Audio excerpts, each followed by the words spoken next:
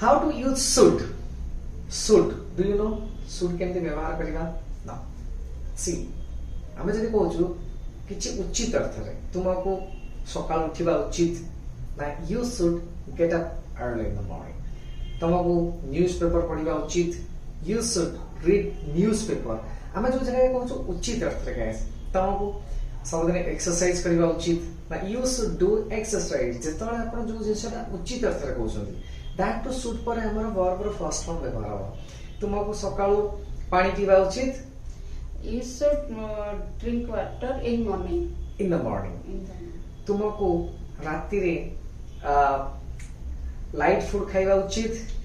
You should take light food at night. At night आपण को